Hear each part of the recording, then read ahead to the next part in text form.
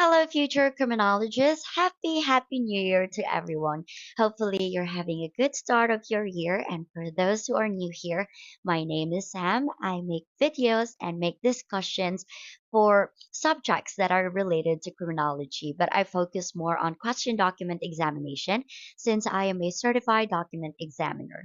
And for today's video, we will tackle on the aspect of signature examination. So, usa ni siya sa mga subjects or let's say mga specimens na i-examine sa mga document examiners. Now, the first question is, what is a signature? Surely, naani nyo diri magunahon ang kaning signature is kuris-kuris lang, pirma-pirma lang. It is just a combination of your strokes in which you affix your full name or your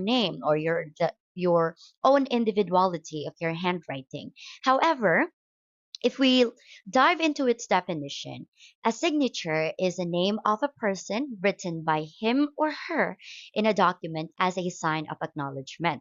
So kani di ay pirma or signature, dili ini siya kuris-kuris lang no or butang-butang lang sa imuhang pangalan. Rather, it is a combination of strokes or it is your handwriting in which ikaw mismo ra ang makasuwat. So therefore, dili di ay pwede nga kopyahon ang imuhang pirma sa lain nga tao. Now, we execute our signature as a sign of acknowledgement, meaning atua di aing ibutang ang atoang pirma sa usa ka dokumento tungod kay ni uyon ta sa kung unsa ang content sa usa ka document. So it is a sign of acknowledgement, meaning ni uyon ta, ni sugot ta sa kung unsa ang nakabutang sa usa ka dokumento. Moving forward, let's dive into the terminologies that are related to signature examination or related to signatures. So first off is we have the evidential signature. An evidential signature is a type of signature that is signed at a particular time and place under particular conditions while the signer was at a particular age in a particular physical and mental condition using particular implements and with a particular reason and purpose for recording his name. So ato siyang himay-himayon no. Ang kanidi ang evidential signature usa ni siya ka klase sa pirma nga imong gi-execute sa usa ka particular nga oras o lugar. Usa ka particular nga condition nga naa ka sa usa ka particular nga age ug physical and mental condition, meaning sa karon nga panahon imong gi-execute ang imuhang kondisyon nga kung asa baskog ka o kung asa ang imuhang mental capacity is okay pa kaayo, or let's say you are at a young age or old age and you use a particular implement or writing implement, pwede ballpen, pwede felt tip pen, pwede lapis, and with a particular reason and purpose for recording your name. So ang kanidiyang evidential signature mo ni ang klase sa pirma nga kung asa imo siyang gi-execute sa usa ka lugar ug sa usa ka panahon ug sa usa ka time and date nga kung asa ligon ka, baskog ka, or let's just say sa usa ka kondisyon nga pwede pud sa time nga masakiton ka or tigawang na ka. However, imong i-execute si evidential signature sa usa ka dokumento nga naay particular nga rason o purpose. So let's say for example, nagpahimo ka og affidavit of loss or nagpahimo ka og contract or nagpahimo ka og memorandum of agreement.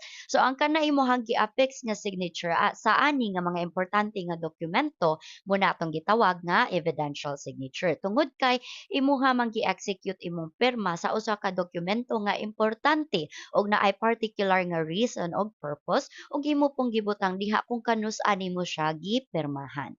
Now, moving forward, we have the fraudulent signature. Now, kani si fraudulent signature, this is also known as forged signature. So from the word fraud, it means ato ang gi-execute ang usa ka pirma para mangilad ta sa usa ka tawo.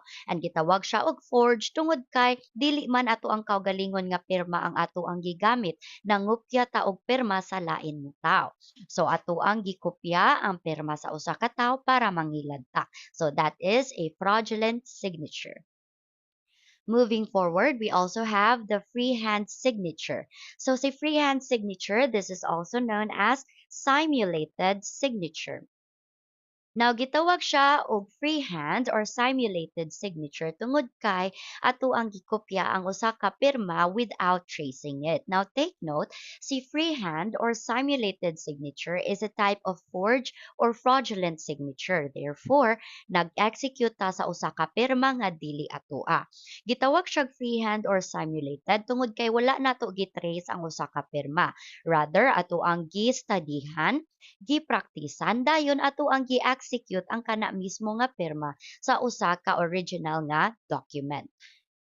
Next, we have the guided signature from the word guide. So meaning ato ang gigiyahan ang usa ka tawo sa pag-execute sa iyahang pirma. Kaning guided signature ato ana siyang i-execute sa or ato ana siyang gamiton or i-apply sa kaning mga tawo nga masakiton or tiguwang nakaayo. Maglisod na sila gunit sa ilang ballpen or sa ilang writing instruments munang kinahanglan sila og guidance to execute their signature. However, you should take note that the guided signature will only be valid or will only be acknowledged by the court or by the law kung it is executed in the presence of a lawyer. So kung mag-execute ka og guided signature, unya wala ang witness or walay abogado nga mo-witness sa imuhang pag-guide sa usa ka tawo sa pag-execute sa pirma, it will not be valid. Okay? Again, ang guided signature usa ni siya ka klase sa pirma nga kung asa ang kadtong tawo nga nag-execute sa signature imuhang gigiyahan ang iyahang kamot sa pag-execute sa signature. However, the guided signature will only be valid in the presence of a lawyer. Moving forward, we also have the model signature. Now, if we have the fraudulent signature, meaning, or if we have the freehand or simulated signature, meaning ang katong pirma nga atong gi-execute without tracing the original signature, ang kaning model signature mo ni siya ang genuine or original signature. So therefore, ang kaniday ay model signature mo ni ang signature or pirma nga ato ang gistadihan o ato ang gigamit para ato ang makopya. Okay? So model signature muna ato ang gistadihan or ang signature or perma nga ato ang gusto kopyahon.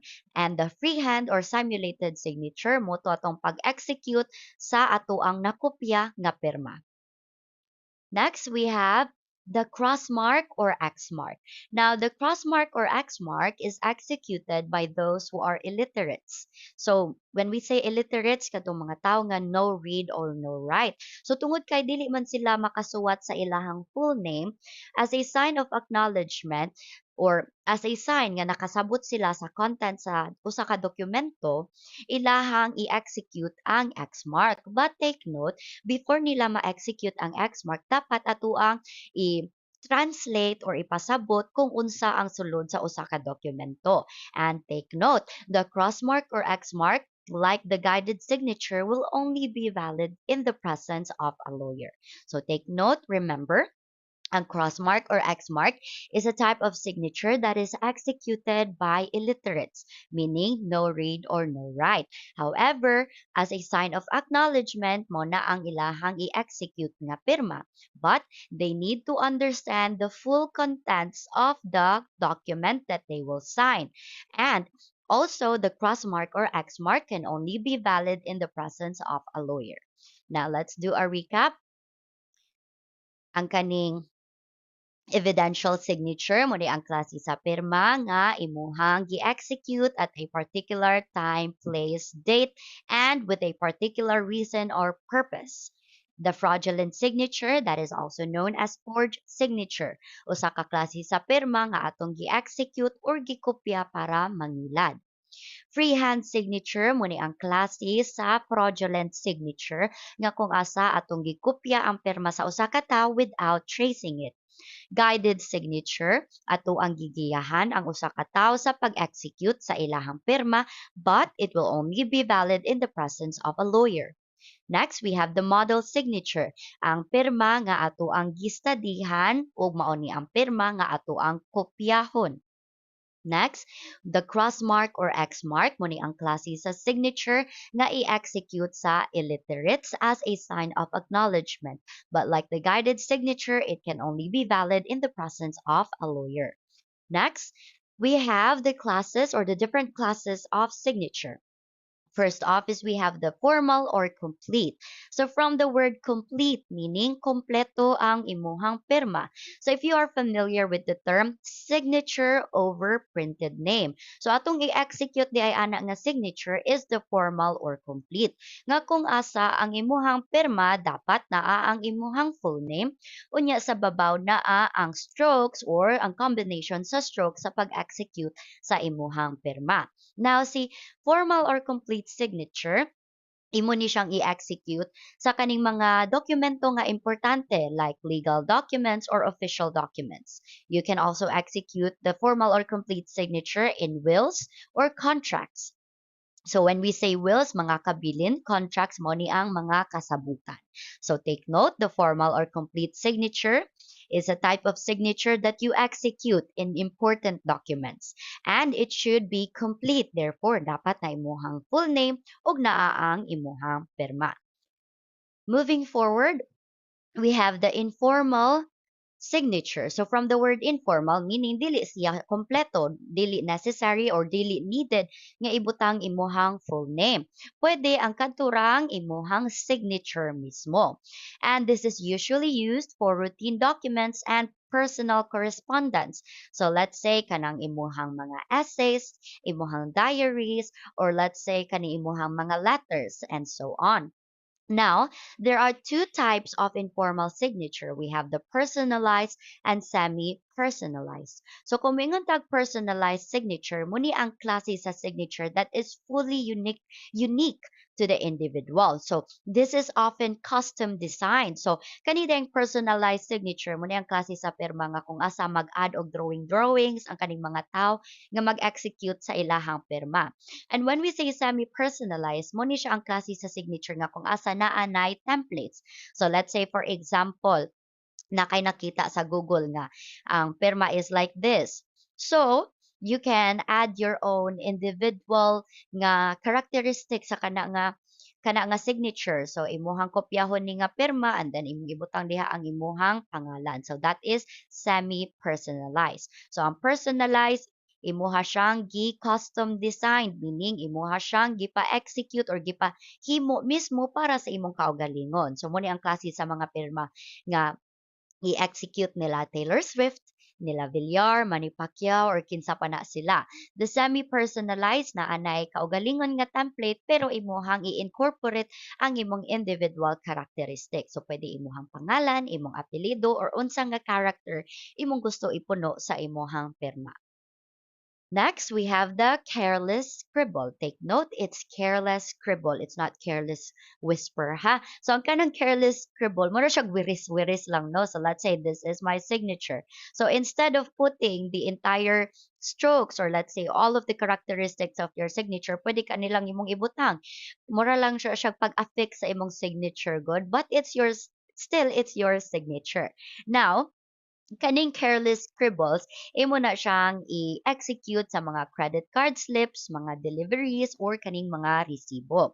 So, imo na siyang i-execute sa mga dokumento nga dili kaayo importante. So, let's say for example, nagpa-attendance ko karon kay wala tay klase or dili ko magklase. So, instead of executing your formal or complete signature, imo lang nagibutang diha ang imuhang careless scribble next to your name. Okay? Next, we have the general classes of question signature. So take note everyone, ang usa ka pirma mahimo na siya nga question document or question signature kung mahimo siyang forged or simulated or if it is disguised. So kung mingon tag forged or simulated, again mo ni ang klase sa pirma nga atong gikopya ang pirma sa usa ka tawo para mangilad ta. Okay? And when we say disguise, execute ta og pirma nga magpa-as if ta nga lain nga tao.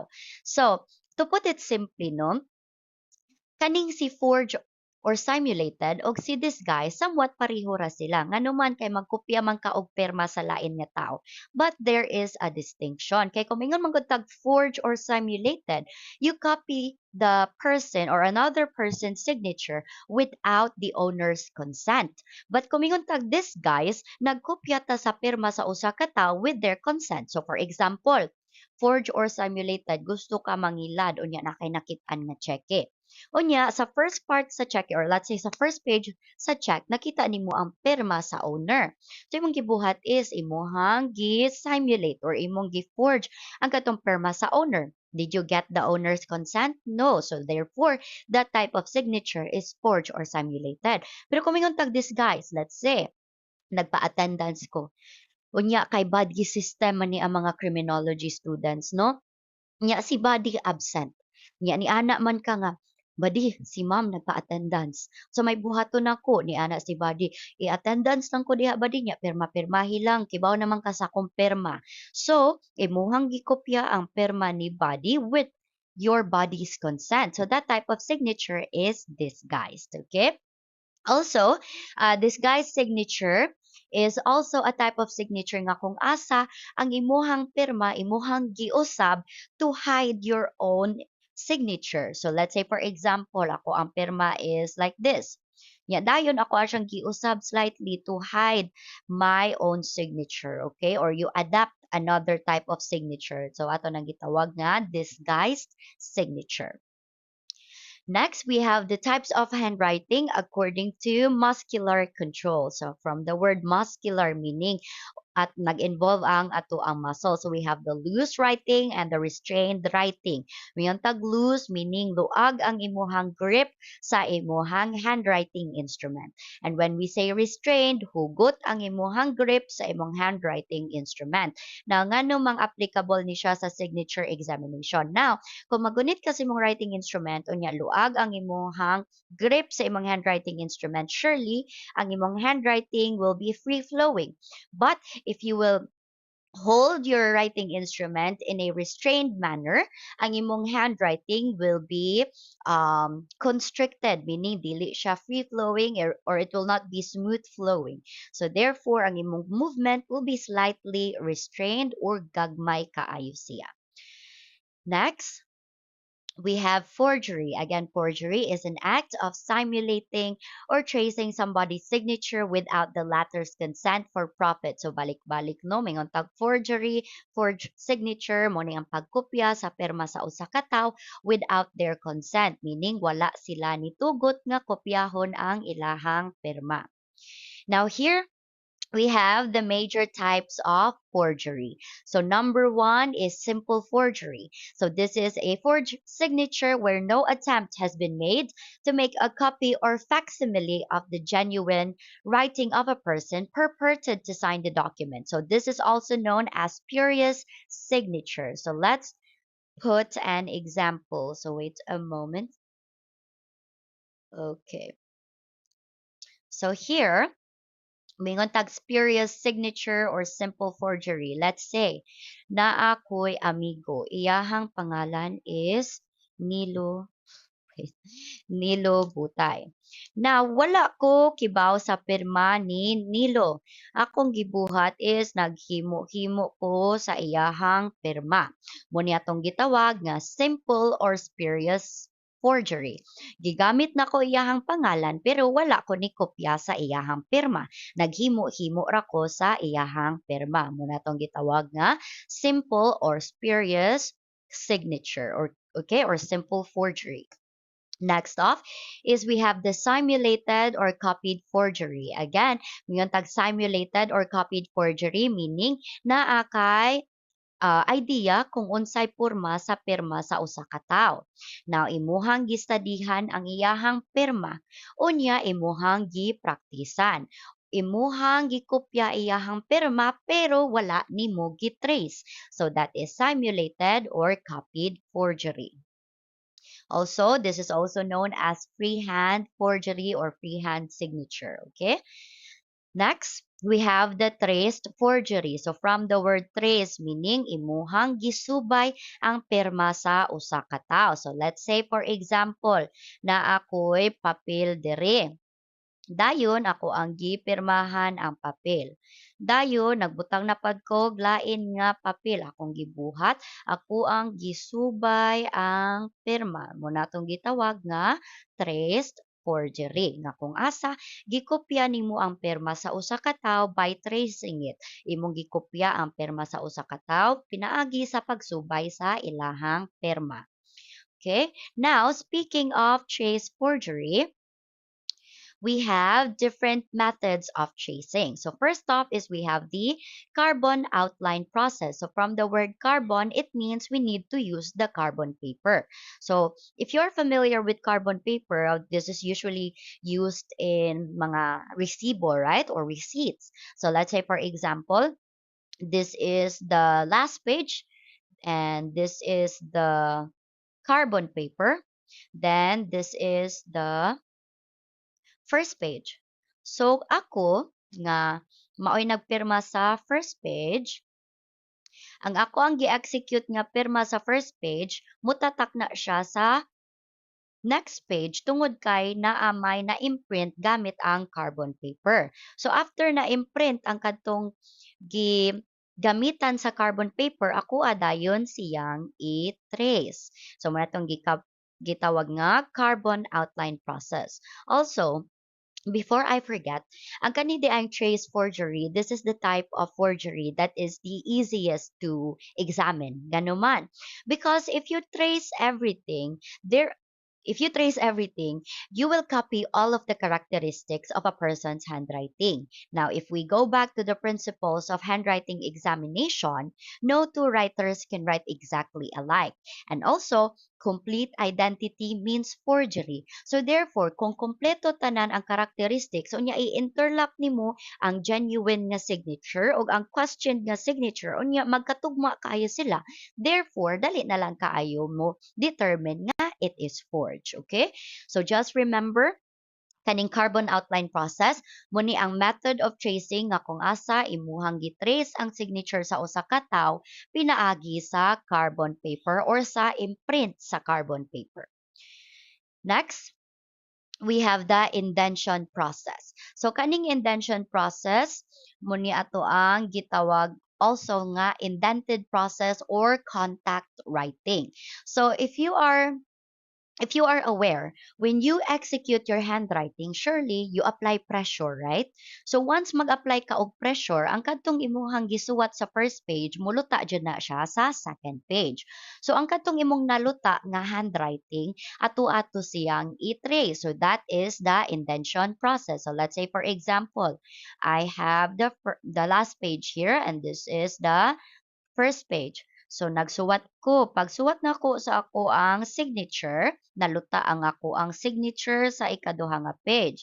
Dayon, ang kadtong nilutaan, ako dayon to siyang itrace. So, that is the indention process. And lastly, we have the projection or transmitted light process. So, ang kaning projection or transmitted light process, mo ni ang klase sa pag-trace sa signature sa usa ka tawo with the guidance of light. So, let's say for example, I have a paper here. So, syempre na tay tissue lang kay wala ko'y paper, okay? Now, I have a light here. Dayon, ang original signature is naa sa bottom nga page. Dayon mag-overlap ko another nga paper. So kung gamit ko og suga, ang kadtong nasuwat sa bottom nga page mo reflect na siya sa first page. So pinaagi sa na-reflect sa first page, ako dayon to siyang i-trace. So muna tong gitawag nga projection or transmitted light process. Okay? So just a recap.